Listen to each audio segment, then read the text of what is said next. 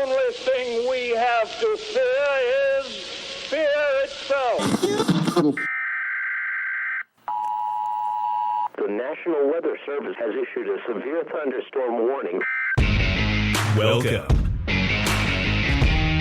to the Common Sense Practical Prepper Podcast, where prepping doesn't have to be complicated or expensive.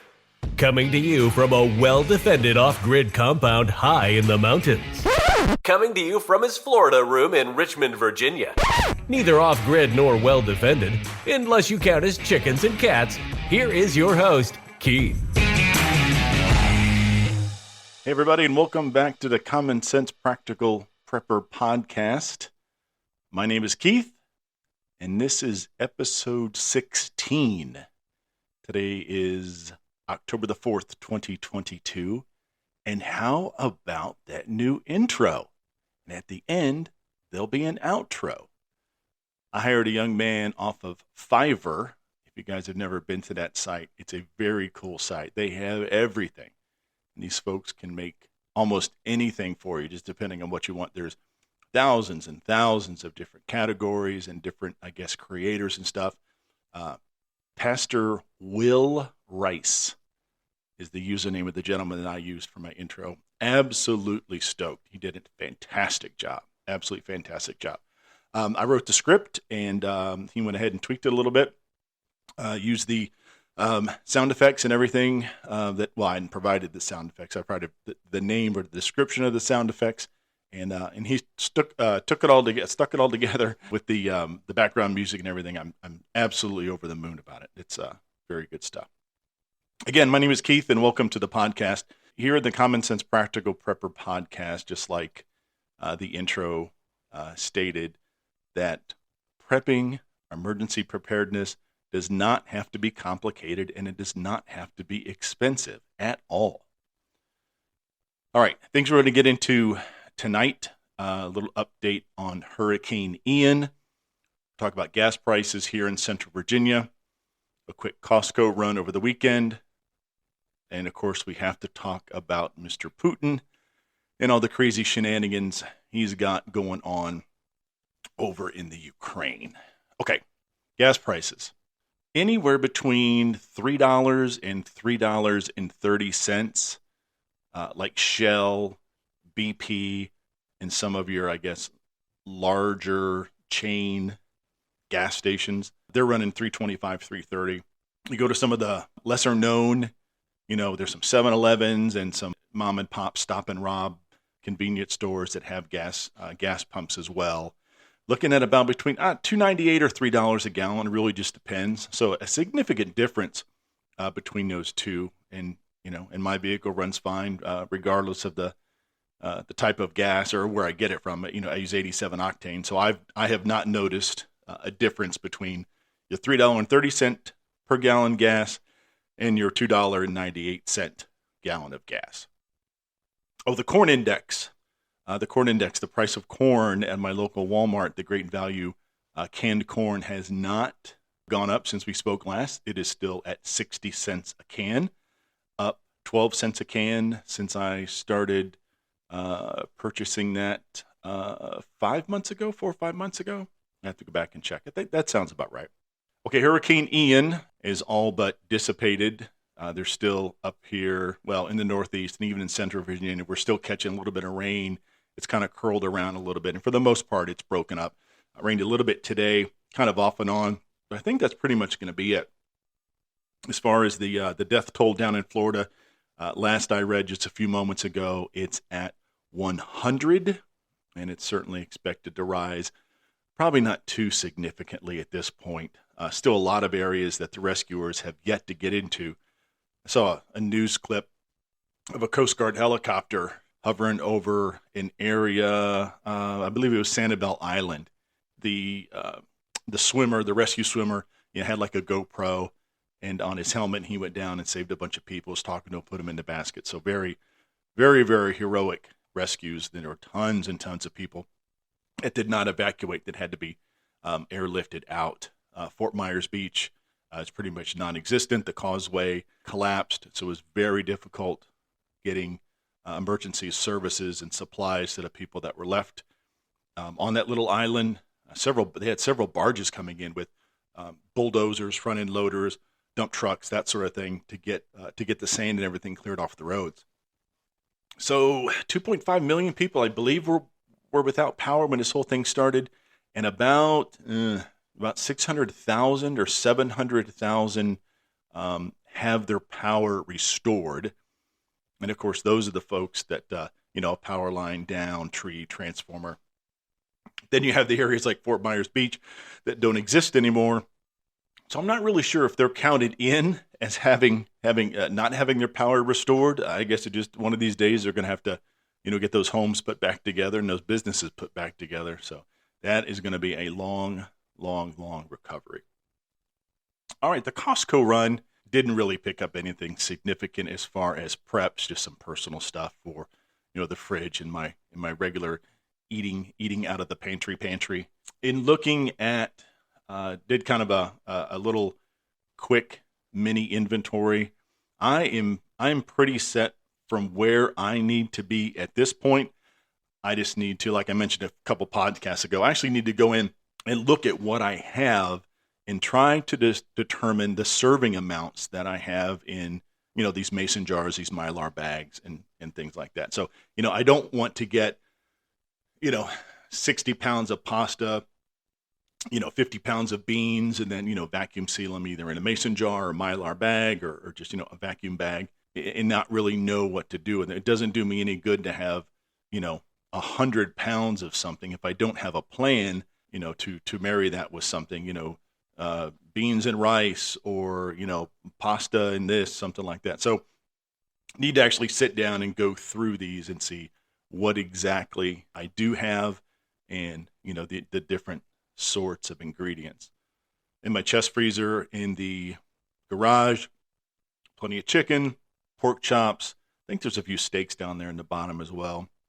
Not a big steak eater, but definitely pork and chicken.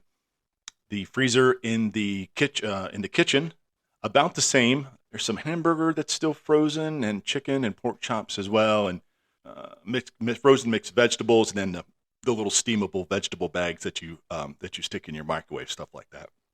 But yeah, just need to sit down and really actually go through that stuff and see exactly what I have. Again, I don't need to keep piling on for things that I don't really have a need for at the moment. I did put 75 pounds of rice, white long grain rice, into my food grade buckets that I got at Lowe's and Home Depot. I put those in 5-gallon Mylar bags. And when I put it in there and I went ahead and sealed them up, they have like a little channel or whatever. It's like a big sandwich bag, So I went ahead and got it secured, got all the air out, tossed in some oxygen absorbers as well, and got the air out. And then you want to go ahead and seal them. You can seal them with, the one guy had an iron. You put a 2x4 into the edge and he ironed it. People have used flat irons. But when I used my iron, I could not get it to seal. I'm not sure what I was doing wrong. So I went on Amazon and bought a bag sealer, a small bag sealer. Now they have Mylar bag sealers, but they start at like $125. So I purchased a little $10 bag sealer that you plug right into the wall, and it's advertised to be used for like chip bags, Doritos, potato chips, cookies, that sort of thing. However, I was looking at it, I'm like, well, if it can seal a small bag, why can't it seal a large bag?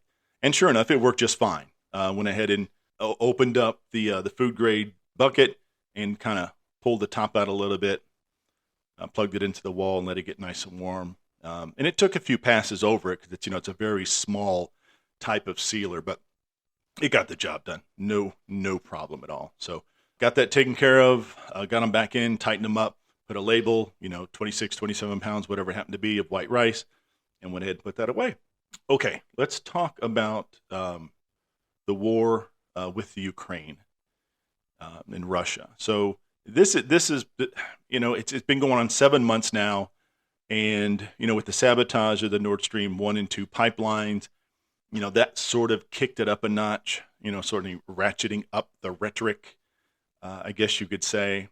And So now, so Putin went ahead, and I think either yesterday or today, he went ahead and officially signed some piece of paper that annexed 3 or 4 different territories or 3 or 4 larger sections of the Ukraine, and he went in and annexed them. So he's saying now that they're a part of Russia. Well, I spoke previously about how that ballot counting went. I mean, 97% of the people that voted that they wanted to be part of Russia. I really doubt if it was 97%.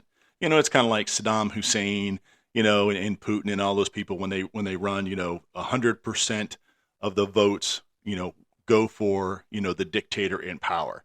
I don't even know if they even throw a couple votes to the other guy, just to make it look good. Everybody knows that, this is not a legitimate election if it's, in Russia, or a legitimate annexation. That's not how you do it. You don't invade a country and say, oh, by the way, don't you want to be with us? And everyone's like, oh, yes, I want to be with Russia. I want to be with the country that just invaded and, and blew up our stores and killed a bunch of civilians and burned down a bunch of buildings. And, so, and everybody is aware of what he's doing here. He is basically going to say that when there is an attack in the new annexed territories, he is going to perceive that as a direct attack on Russia itself. Now, the Ukrainian army has actually recaptured a large section of the annexed part of Ukraine, and that's been over the last few days. And I think that was before he officially signed all this silly paperwork. So he has basically been backed into a corner, and was it a week or two ago, he threatened to use nukes, and that has got a lot of people nervous. And I'll give you my opinion why. So remember back in 1979, the Soviet Union at the time invaded Afghanistan, and that war lasted 10 years, and Russia basically gave up and went ahead and left pretty much in defeat. Like in Vietnam, there was, jungle warfare that our military had really not been trained for. The enemy, the Viet Cong, they had tunnels, they had booby traps. They knew the jungle better than anybody, especially a lot better than, U.S. Army being dropped in there that had never fought in that type of environment. Well, the same goes for Afghanistan. You have, it was the Mujahideen, and their, different factions together to fight the Soviet Union, the Soviet army at the time. So you have these very large tanks, these very large armored personnel carriers going up these winding mountain roads that basically they're not made for. And the Mujahideen, they were backed militarily with supplies and money from the United States. Very much like the Kurdish rebels were in Iraq, with that war several years ago. So we're basically what we're fighting a proxy war. We're supplying the arms, the bombs to this army to shoot at and bomb the Soviet army. The Mujahideen would have not stood a chance had it not been for the help of the United States. This is the same thing that we're doing in the Ukraine. I've lost count of how many bajillion of dollars that the United States has provided to Ukraine. And of course, what percentage of that is lining the pockets of all the government officials over there and the arms dealers. And of course, over here, Northrop Grumman, McDonnell Douglas, and all the defense contractors are just making money hand over fist because the U.S. government is like, oh yeah, we want to buy 1,500, Patriot missiles or 5,000 Stinger missiles. Oh, whoever makes those, here's the money. We're shipping those over to the Ukrainian army. And you can see videos on YouTube. Just Google the videos of them shooting, of the soldiers using U.S.-made weapons, shooting down helicopters, blowing up tanks, shooting planes out of the sky, that sort of thing. They certainly do not have that type of technology in a large number to be able to make really to make that many advances or to make a dent in the Russian army. So the same thing happened in Afghanistan. We were basically fighting the Soviet army, but really not there. We probably had a couple advisors poking around, with comms, and we probably provided satellite images and all sorts. So basically, we were fighting the Soviet Union, through the Afghan army, through the Mujahideen. And again, same thing here with Ukraine. Now, I don't think that Putin is going to make the same mistake as whomever was in power. I was at Gorbachev, whoever that was back in 1979 in that 10-year war. So basically, the Soviet Union, their army, fled across some big bridge or whatever back into whatever country borders Afghanistan at the time when they came across, and they basically left in defeat. Of course, back home they said they were victorious, but, that's just a Soviet propaganda machine at the time. So I don't think Putin's going to make the same mistake as they did, from 1979 through 1989. He's backed into a corner. The Nord Stream pipeline, has been sabotaged. So there's, no gas. Nothing's going to be going through that anytime soon. And he has threatened the use of nuclear weapons. So we have a couple of different scenarios. He can either drop a conventional nuclear weapon on somewhere, wherever in Ukraine he wants to drop it. It can be large, it can be small, it could be a tactical nuke, I say tactical nuke, like, a small one that's supposed to do only so much damage and only, keep that part of Ukraine uninhabitable for 5,000 years as opposed to a large nuclear weapon. So he can drop one of those. And they can do what's called a ground burst. It could basically explode at ground level and let the radiation kind of just, go with the prevailing winds. They can do an air burst, same type of situation. It detonates, mile, half, whatever, 3/4 of a mile up in the air. And again, the radiation, there'll be a bunch of fallout. And of course, then the prevailing winds will move the radiation which way the wind happens to be blowing at the time. And depending on the size of the nuke, it certainly has the ability of spreading a radioactive cloud, probably around the world 2 or 3 different times. And then they have the ability of actually destroying one or several nuclear reactors that they have in Ukraine. And I read where the Ukraine has like the largest number of nuclear, did I just say nuclear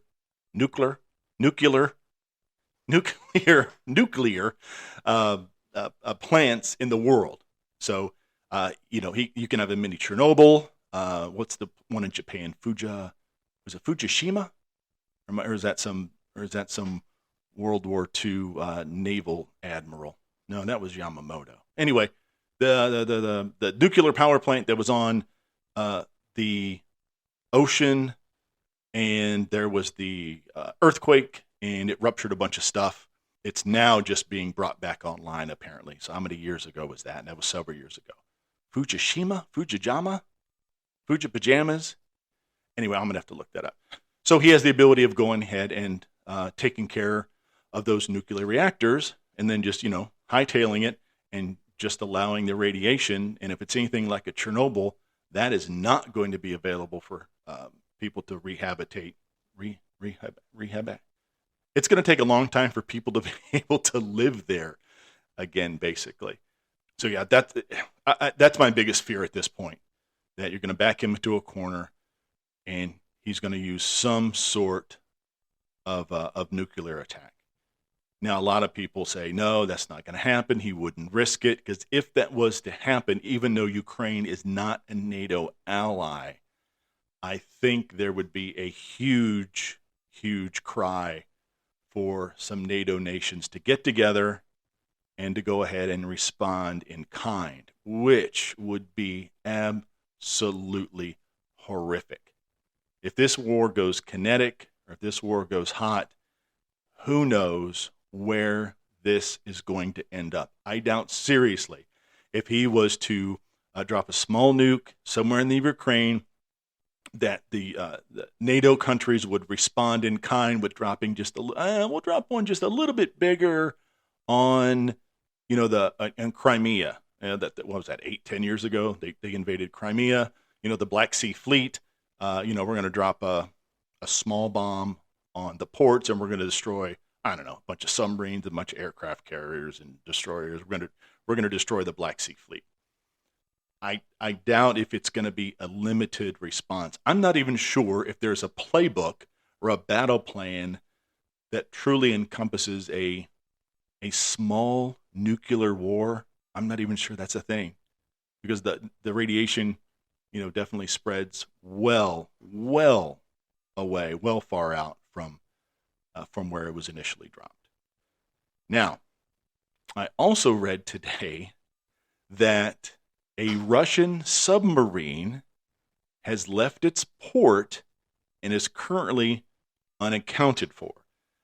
I forget the name of this thing. Is like it's larger. It's like 40 feet longer than the largest sub that the U.S. Navy has, and ours is an Ohio class. And I'm not even sure that this one has a name. I can't remember the name, but I'm not. It's pretty much in a class of its own. And so it has gone missing. Well, that's just the fancy term for it left port and it's now submerged. It has a nuclear-powered torpedo, apparently, that's absolutely enormous. It's like 100 feet long, and this sub is the only sub large enough to carry this torpedo. Now, I believe it was some Italian officials said that this weapon and sub will not be fully operational for another year or 2 years, which I find really weird. Why would Putin put a sub in the water that does not have the capability of launching the weapons that it's supposed to be launching? And I mean, that's a bluff that if the people in the West truly know that this sub is not capable of doing what it's meant to do, then it's just kind of I don't know if it's kind of a red herring, a false flag, look for the sub while we're doing something else. But rest assured, we have subs in the area. There's we have all sorts, I forget, it's some acronym like underwater something. So we have a bunch of buoys and microphones and stuff like that spread all over the ocean floor. So when a sub comes past these certain areas, these certain buoys, they're basically underwater listening posts, and these subs definitely have a signature. In fact, some of these listening posts are so sensitive that they can tell you the actual name of the sub. So, it's an Akula class or whatever it happens to be. And I'm sure I don't know if those are even still in the water for the Russians or anyway. They can actually tell you the name of that particular sub in that particular class. And that's because as these subs travel all around the world underwater, the subs that are listening to them, whatever country is picking up their signature, that's recorded. And there's a digital recording of that submarine. So when they can verify that this submarine is the Papadov, let's just call it the Papadov, now everybody especially NATO nations, they have a copy of this. So if they ever hear a submarine and it matches with, the signature of the tape they begin with of the Papadov, then they know that's the sub. And of course, other submarines in particular classes, have, a certain audio signature underwater. So even if this thing and it's a monster, it displaces a lot of water. So it's not exactly a black hole in the water. As this thing moves through the water, it's making noise. It's pushing water out of the way, if you can imagine that. And plus you've got, the noise of the screws and stuff like that. But that's going to get a lot of people nervous. I'm sure that there is a Navy out there that already knows where this is. If not, I can almost guarantee we've got some Los Angeles class subs that are out there just sitting around, on picket duty, waiting, for Soviet subs to come out. So that's kind of scary. I don't think he would put a sub that is not battle ready in the water, especially if the information that the West now has that this sub would not be ready, for a couple years. What am I? So I guess I should probably retitle the podcast "Underwater Naval battles or something. I just went off like a 10-minute rant on Soviet submarine tactics and everything I've picked up from Red October. So I can just see it. Vasily, one ping only. One ping only, Vasily. And then, so we got Sean Connery and, all these people running around, hunting for Red October and that sort of thing. So, fantastic movie. But anyway, I digress. So, the radios, the GMRS radios, I got them in from Amazon. I have poked around with them a little bit, programmed a few frequencies in, listening to a local regional airport, listening to local EMS, fire, police, that sort of thing. And I'm actually going to program them with some software you can get. The software is called Chirp.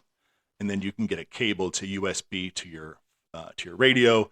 And it makes programming these things an absolute breeze. It's just a lot of cut and paste instead of, clicking on the numeric keypad. So I'll give you an update on that once I get that all put together. I checked the FCC website. My license still has not been approved.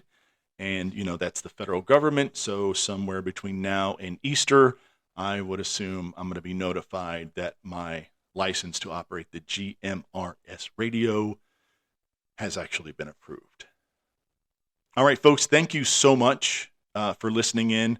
I wanted to try to get in early, get a podcast in early this week to let you know what's going on with some preps I'm doing here.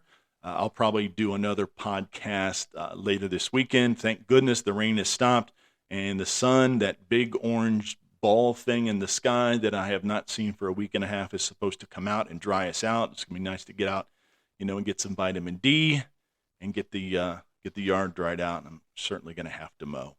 Practical Prep Podcast is my email. I just don't get a lot of email, so it's not something that I'm like, it's on the tip of my tongue. But anyway, folks, I hope you enjoyed the new intro, and I hope you enjoy the new outro here in a second.